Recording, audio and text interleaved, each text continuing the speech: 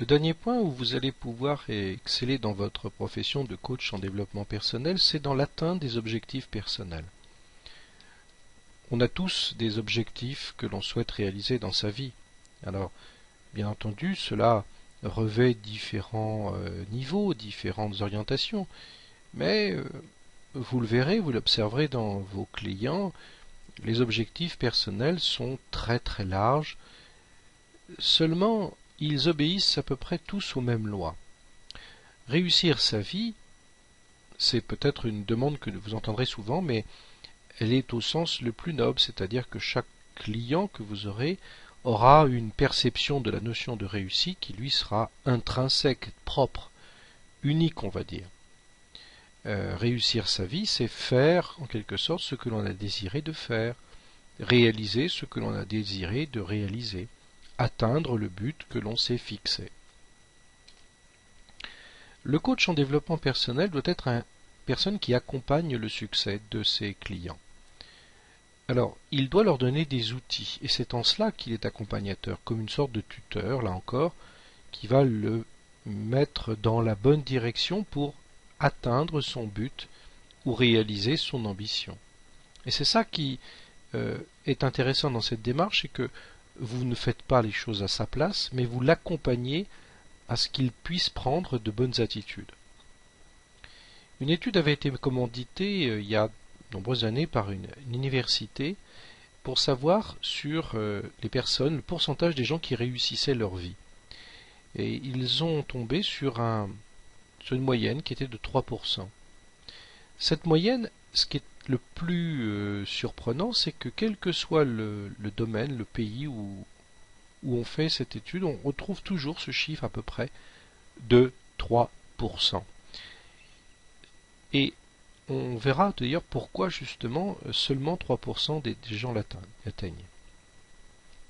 C'est parce qu'il y a, alors certains diront des secrets, d'autres d'un peu des procédés qui font que bon, il ne s'agit pas d'être plus intelligent que les autres, plus instruit que les autres. La réussite, souvent, n'est pas du tout un facteur basé sur le niveau d'instruction, mais sur l'application de principes de succès.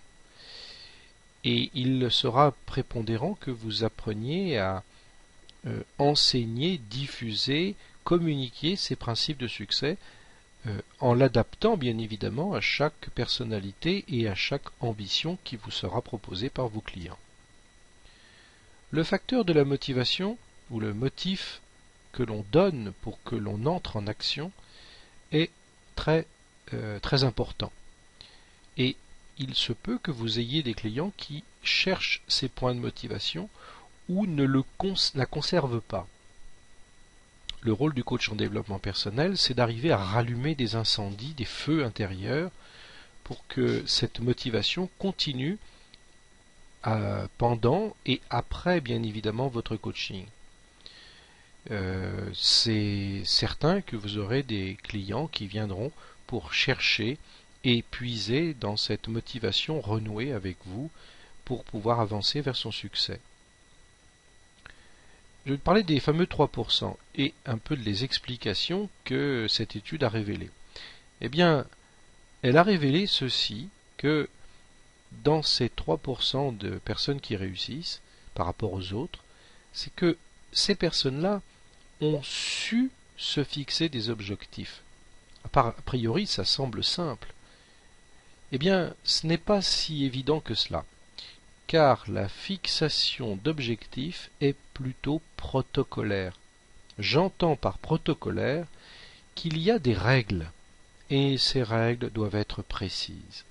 Ce n'est pas par hasard s'il n'y a que 3% de gens qui atteignent leurs objectifs, parce que l'étude de Harvard a démontré que, justement, ils appliquaient avec scrupuleusement ces principes protocolaires de fixation d'objectifs. Il y a aussi des outils qui permettent de lever des freins psychologiques à la réussite. Vous remarquerez que certains de vos clients ont tout pour réussir, mais n'y parviennent pas parce que une partie d'elle-même, en quelque sorte, s'interdit de réussir. comme s'il y avait des zones de non-droit dans sa propre personnalité qui nous empêchaient d'avancer, nous empêchaient de progresser, nous empêchaient finalement de gagner bien sa vie, par exemple. Eh bien, en libérant ces freins internes, il faut d'abord apprendre à les détecter. Vous saurez comment faire. Eh bien, vous verrez que quelquefois, il faut très peu de choses pour passer de l'échec au succès. Action, agir, se mettre en mouvement.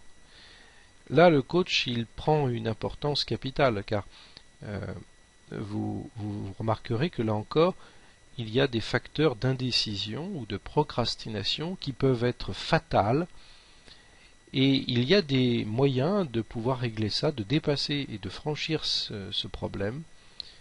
Vous aurez véritablement ces moyens et vous pourrez les mettre à disposition de vos clients. Faire face aux échecs. Joey Sugarman, qui était un de mes mentors, est une personne qui a une philosophie et pratiquement un principe de réussite par rapport aux échecs.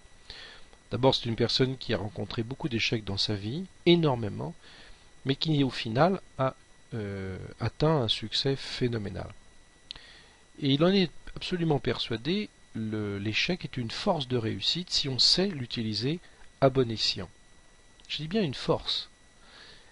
Donc, il sera nécessaire en discutant avec vos clients, de leur expliquer que les échecs qu'ils ont pu connaître ne sont pas des obstacles, mais au contraire des moyens de réussir. Je vous expliquerai là encore comment. Être coach en développement personnel par rapport aux objectifs est quelque chose qui a une très forte demande, qui à mon avis va s'accélérer. Vous pouvez parfaitement former les gens en individuel, comme je le fais, mais aussi, comme je le fais, ou comme je l'ai fait aussi en séminaire. Vous pouvez parfaitement organiser un séminaire sur 2 jours de motivation personnelle et d'atteinte d'objectifs.